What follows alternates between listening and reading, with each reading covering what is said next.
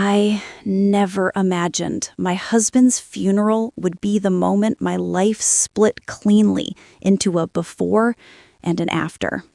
The church smelled of lilies and damp coats, and the air had that strange, heavy quiet people mistake for respect. I sat in the second row, hands folded, trying to look composed. After 29 years of marriage, the least I could do was sit upright. When my son, Matthew, walked up to the podium, I pressed my palms together. He'd always been calm, measured, the kind of man who could explain a broken heart like a math equation. Today, though, his voice trembled. "There's someone," he said, "without whom my father wouldn't have made it through the last years of his life." For a foolish second, I thought he meant me. But then, a woman in a navy dress stood up from the front row. Her name was Clara Rowan. I knew her only as my husband's project advisor at his company. I remembered her from a work dinner years ago. Elegant, poised, the kind of woman who never had a hair out of place. She placed a hand on her heart as Matthew continued. She was his greatest support. People turned toward her. Some smiled sympathetically. A few whispered. Clara dabbed the corner of her eye, and when she settled back into her seat, her shoulder gently brushed my son's. That was when my pulse stuttered. When the service ended, I waited for Matthew to walk over to me, but he drifted toward her like it was instinct. She touched his arm and murmured, "He would be proud of you." My son, my only child, looked at her with a softness I had not seen from him in years. I stood there feeling like a mismatched piece in a puzzle I had once belonged to. Hours later, at the will reading, the lawyer's voice carried the same cold tone as the tiled floor beneath my feet. "The primary beneficiary of Mr. Adrian Hale's estate," he said, "is Miss Clara Rowan." My name wasn't there, not even as an afterthought. Clara pressed her hand to her lips in feigned shock, but the triumph flickering behind her eyes was unmistakable. Matthew didn't flinch. He didn't ask a single question. He simply accepted the decision as if it were the most natural thing in the world. When the meeting ended, I walked out into the hallway. My hands were shaking. My marriage, my home, my stability turned into a footnote. No rage, no screaming, just a hollow quiet that stretched into every breath. What I didn't realize then was that the funeral wasn't the end of anything. It was the beginning, because by the next morning, I would discover the first clue that Adrian's death and Clara's role in his life were far from what it seemed. The next morning, the house felt foreign, too neat, too silent. I walked into Adrian's study, somewhere I rarely entered, mostly out of respect, partly out of habit. His desk was always spotless, except today a single envelope lay on the leather blotter. My name was written on the front in his handwriting. Inside was a letter, short, too simple. "Mara, if you find this, I hope you can forgive what I couldn't say aloud. There are things you don't know, things I hid to protect you. A. Protect me from what? The betrayal? The humiliation? The other woman?" I read the letter 3 times, and the more I stared at it, the more I realized something. Adrian never wrote vague notes. He was a man of details, lists, dates, bullet points. This letter felt staged. That's when I noticed the back of the envelope had been resealed. Someone had opened it before me. Someone like Clara. I rummaged through his drawers looking for anything that would explain the mess he left behind. Between old receipts and insurance papers, I found a USB drive taped to the bottom of a drawer. Adrian used these constantly for work. Why hide this one? I plugged it into my laptop. The drive was encrypted, password protected. Not unusual, but the password prompt had a label, Project Meridian, confidential. Adrian never mentioned anything called Meridian. I called his former colleague, Oliver, an accountant who had worked with Adrian for over a decade. His voice trembled when he picked up. "Mara, I'm so sorry. I wanted to reach out sooner." "Oli," I said, trying to keep steady. "Do you know anything about a project called Meridian?" Silence. Then he exhaled sharply. "He didn't tell you, did he?" "Tell me what?" "That project? Clara was in charge of it, and there were financial irregularities, big ones. Adrian covered for her." My breath caught. "Covered how?" "Mara, it's complicated. Look, if he left anything behind about Meridian, you need to be careful. It isn't just a project." "What is it then?" "Proof," he whispered, "of something illegal." My hands went cold. If what Oliver said was true, then Clara wasn't just a mistress. She was a liability, one Adrian had been protecting. And maybe the reason she inherited everything wasn't love. Maybe it was leverage. Before I could ask more, Oliver's voice lowered. "I shouldn't be talking about this. Please, forget we spoke." He hung up. But I knew one thing now. Clara's place at that funeral wasn't earned, it was engineered. And what I found next wouldn't just expose Clara, it would force me to question whether Adrian's death really was an accident at all. I didn't sleep that night. Every time I closed my eyes, I saw Clara standing in the front row, my son at her side, as if she'd always belonged there, as if I were the intruder. But now, there was something else gnawing at me. Project Meridian. If Adrian had encrypted a USB drive, hid it, and left a vague letter behind, he wasn't protecting Clara. He was protecting me from what she might do. The next morning, I returned to his study. This time, I wasn't searching like a grieving widow. I was searching like someone who had just realized she'd lived with a stranger. His desk chair still carried the faint scent of cedar and ink. I sat down and pulled open the bottom drawer again, feeling along the wooden grooves. Something felt off. A tiny raised bump beneath the drawer liner. I peeled the liner back. Another USB drive. This one, unlabeled.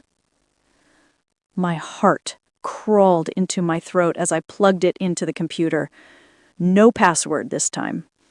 A single folder popped up. CR Archive. CR. Clara Rowan. Inside were dozens of scanned documents, bank transfers, expense reports, internal memos. But what made my stomach drop was a photograph dated September 14th, 5 months before Adrian died. Adrian sat in a hospital bed, pale, an IV in his arm. Clara stood beside him, smiling, but not at him, at the camera, as if she knew this moment mattered. Below the photo was a scanned medical bill. Admitted after severe reaction to unverified medication. Medication? Adrian had never told me he was hospitalized, and if he'd reacted to something, who gave it to him? Before I could process, my phone buzzed. It was Matthew. I answered quickly. "Are you all right?" His voice was clipped. "Clara told me you've been digging around in Dad's things." "Matthew, your father kept secrets, big ones." "Stop," he snapped. "Clara is grieving. You're making this harder on everyone." I froze. She's grieving? Matthew, she took everything your father owned. Because he trusted her, he shot back. I'm angry, I get it, but don't make up stories to make her look bad. The line went dead before I could respond. I stared at my reflection in the black screen of my laptop. my own son, thought I was the villain. For a moment, grief washed over me again. Hot, overwhelming, familiar. But then something shifted. No, not this time. Not again. I clicked through the rest of the files. One email jumped out. From A.Hale to C.Rowan. Subject: Meridian Audit. If this continues, I can't shield you anymore. The auditors are asking questions. We need to talk before someone gets hurt. Someone gets hurt. My pulse buzzed. Was that what happened to Adrian? Did he threaten to expose Clara? Did she silence him? Or did he try to run before she could? The final file was a voicemail recording. I pressed play. Adrian's voice came through, unsteady, frightened. "Mara, if you ever hear this, I'm sorry. I didn't know how deep it went. I didn't know what else to do. I think I'm in danger." The recording cut off abruptly. The room spun. This wasn't just betrayal. This wasn't just an affair. This was something darker. I stared at Adrian's voicemail until my eyes blurred. I think I'm in danger. Danger from what? From whom? From Clara? From the company? Every version of my husband I thought I knew collapsed into dust. I needed help. Someone who understood the industry. Someone who wouldn't dismiss me the way Matthew had. The first name that came to mind was Nora Penn, an investigative consultant Adrian once introduced me to at a company gala. She was sharp, discreet, and known for digging into things that didn't want to be found. I emailed her the files, just the safer ones, not the encrypted Meridian folder. I didn't want to overwhelm her or scare her off. But I also didn't want to scare myself. She replied within an hour. "Meet me today, 4 p.m., Waldron Cafe." I arrived early. The air smelled of cinnamon and ground espresso, but my nerves were louder than anything around me.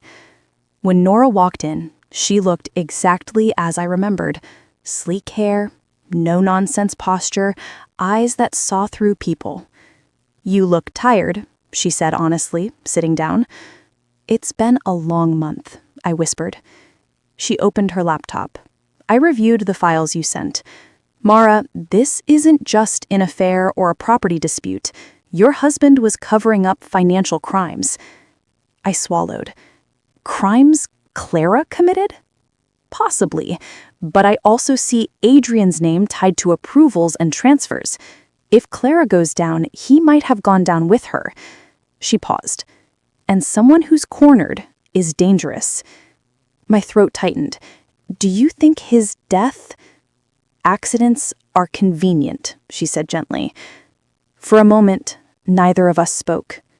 My world felt like a house slowly tilting on its foundation, everything sliding into new positions. Nora closed her laptop. "Who else has these files?" "Just you." "Good. Keep it that way." She leaned in. "And be careful around your son." The comment stung. "Matthew? He's confused, hurt, but he's my son." She arched her eyebrow. "Clara has influence over him. People in grief cling to whoever feeds them the simplest explanation." I knew she was right, but hearing it still hurt. As we wrapped up, Nora said something that lodged itself into my spine. "The moment someone lies to you this deeply, assume the next lie is already on its way." I left the cafe with her words repeating in my head. By the time I got home, dusk had settled over the neighborhood. The hallway felt colder than usual, the kind of cold that doesn't belong to the weather but to the atmosphere of a life unraveling. I checked my email. A new message. From Clara. Subject: Stop. The body of the email was short. "You're making a mistake, Mara. Let things be." My hands shook. How did she know? How did she know I was digging? I looked at the clock. 8:14 p.m. 2 minutes later, I heard a car pull up outside. I peered through the curtain. Matthew. He stepped out, shoulders tense, and marched up to the door. I opened it before he knocked. "Why are you doing this?" "Doing what?"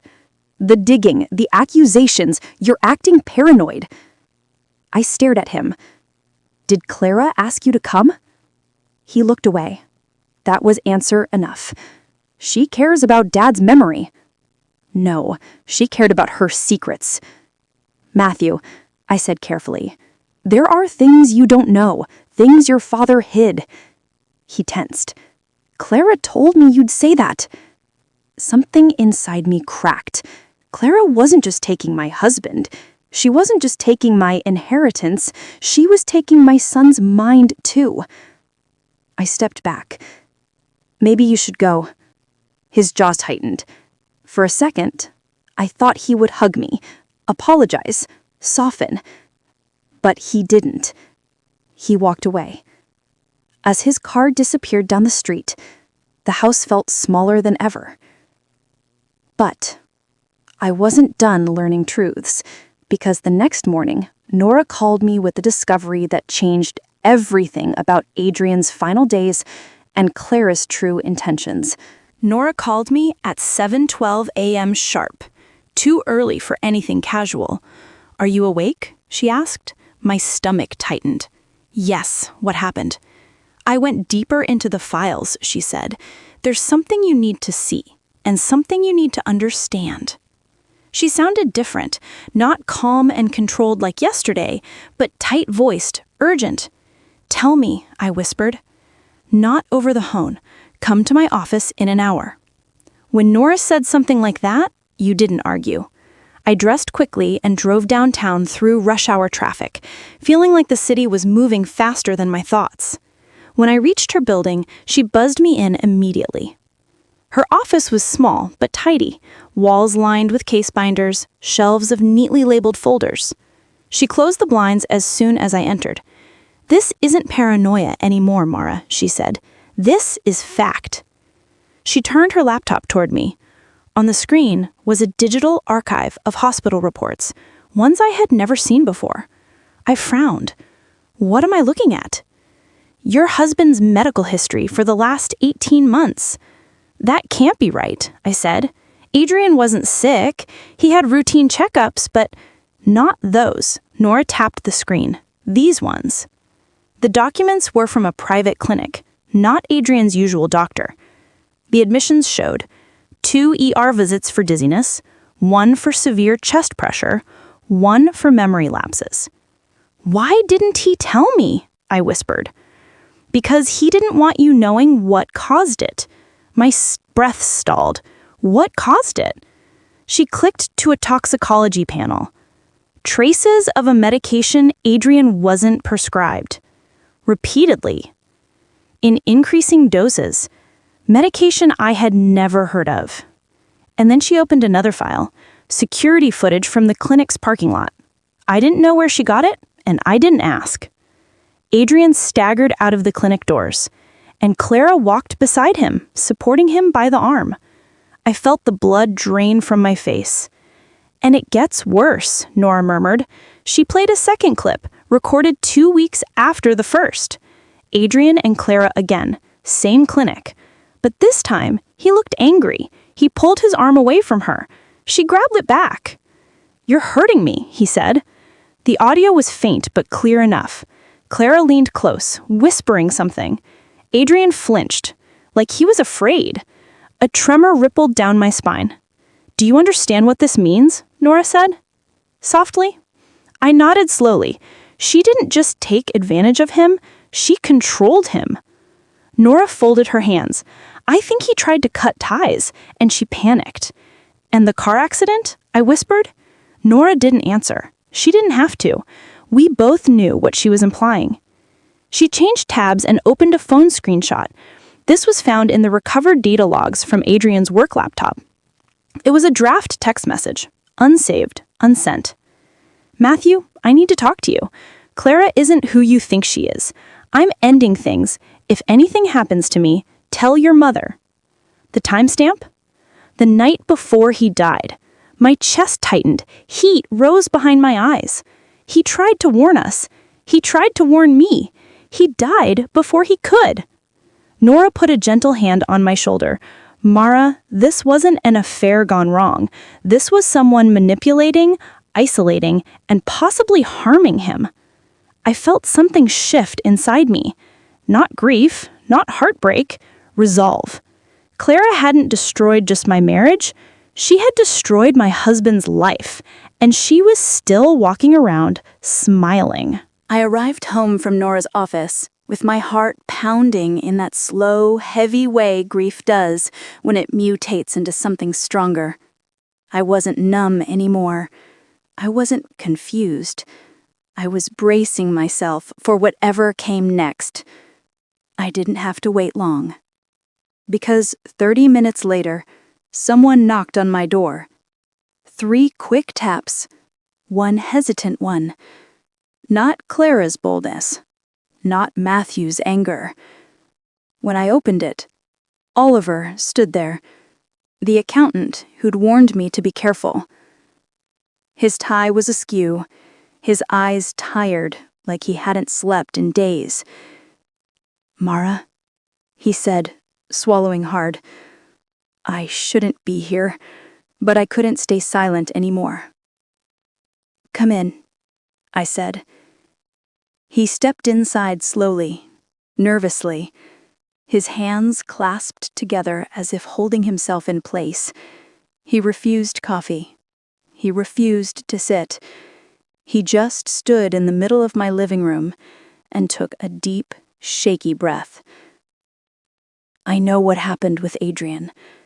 I know more than I told you." I felt my pulse thudding behind my ribs. "Then tell me everything." He nodded. "Your husband came to me 6 months ago. He looked scared. Said something was wrong at the company, something involving Clara. My throat tightened. What exactly? She'd been siphoning money through the Orion division. Small amounts at first, but then larger ones. And she forged approvals using Adrian's credentials. He found out too late. So he covered for her. He tried to, Oliver said. But when he confronted her, she threatened to expose him. Said she'd make it look like he embezzled the money. She had emails, documents she created, fake threads, enough to bury him if she wanted. My skin prickled. She blackmailed him. Oliver nodded miserably. He didn't think you'd believe him. He thought he'd dragged you into something he couldn't get out of. And he paused. That's when the health issues started. I closed my eyes. The clinic visits. Yes. And he told me he suspected Clara was slipping him something. I opened my eyes sharply. What did you just say? He hesitated, and that was all the answer I needed. Matthew. The son I raised. The boy who used to cling to my hand when he was scared. The man who now protected the woman who destroyed our family. Oliver? I said, my voice barely audible. Is there more? He nodded, slowly, sadly. The night before Adrian died, your husband told me he was going to expose everything to the board. He said he was done letting her control him. A cold shiver crept across my shoulders. And then, he whispered, he said something I will never forget. What? If something happens to me, don't let Clara tell my story." He paused, voice breaking, and the next morning, he was dead. I pressed my shaking hands to my mouth. This wasn't an accident. It wasn't fate. It wasn't bad breaks. I finally saw the truth for what it was. Adrian didn't die because of a crash. He died because he tried to leave Clara.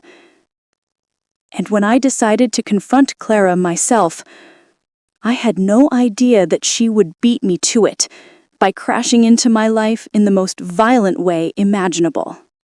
I barely slept after Oliver left. Every piece of evidence, every confession, every detail swirled together into one terrifying truth. Clara didn't just manipulate Adrian, she cornered him, controlled him, and when he tried to escape, he died. By sunrise, I was done being cautious. I knew what I had to do next. I gathered the printed files, Nora's reports, screenshots from the USBs, everything. My plan was to take them straight to Nora so we could prepare a legal case before Clara sensed what was coming. But I never even made it to my car, because Clara came to me first. At 8:03 a.m., as I walked down my porch steps, a silver SUV screeched into my driveway so fast I jumped back. The door slammed open. Clara stood there, hair perfect, lips pressed into a smile that wasn't a smile at all. "Mara," she said brightly, "we need to talk." My fingers tightened around my folder. "I have nothing to say to you." "Oh, but I think you do," she replied, eyes glinting. She stepped closer, heels clicking like a metronome counting down danger. "You've been going through Adrian's things and speaking to people you shouldn't." My stomach dropped. She knew. She knew everything. I stayed calm. I'm his wife. I'm allowed to go through his things. "Oh, honey," Clara laughed softly. "Adrian didn't trust you. He trusted me." A hot wave of rage surged through me. "Trusted you to poison him? To blackmail him? To drain his accounts?" Her eyes sharpened. "Careful now." "No," I said, stepping forward. "You be careful. I know what you did." Her face didn't flinch, but her hand twitched. A tiny crack in her composure. "You're spiraling," she said. "I feel sorry for you. Really, I do." I adjusted my coat. "Matthew told me you might react this way." My blood glowed cold. "Matthew?" "Yes," she said breezily. "He came by last night. He told me about your paranoia. He's worried about you, you know?" The ground beneath me felt unsteady. My own son feeding her information, giving her access to my thoughts, my reactions, my weaknesses. Clara's voice dipped into a purr. "You raised him to be loyal, and he is, just not to the person you expected." I wanted to scream, cry, break something, but I kept my expression stone still. Clara slid into her SUV, revved the engine, and sped away. I stood frozen in my driveway until the wind finally broke the spell.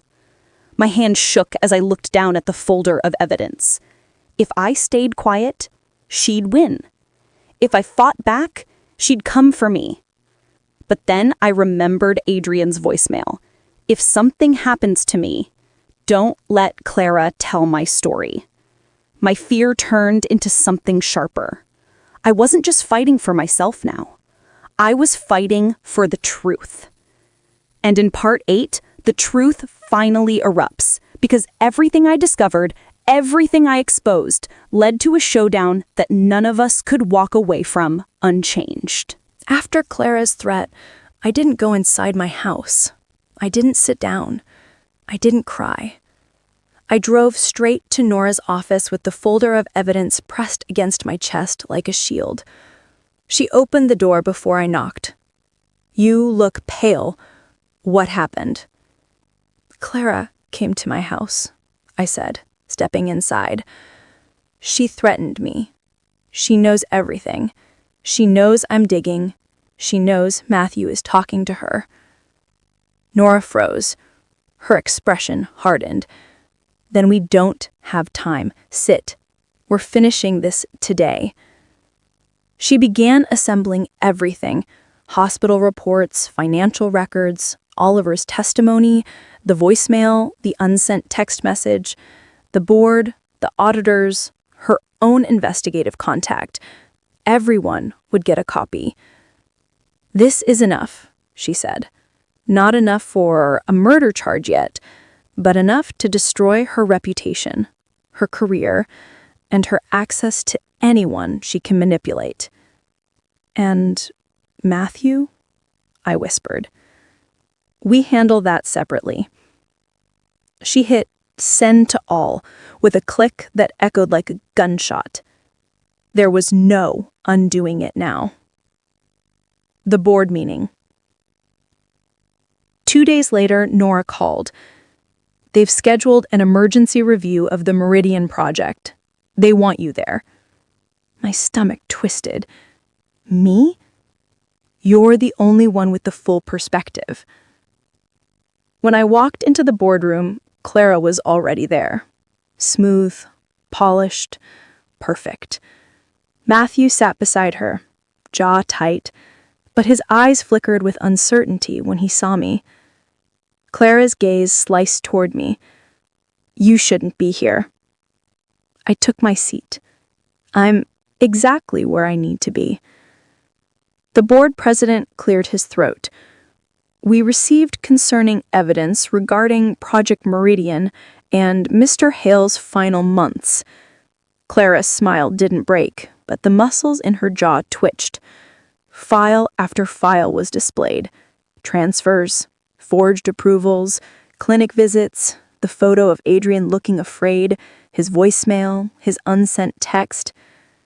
With each slide, Clara's facade cracked further. "This is absurd," she said, voice rising.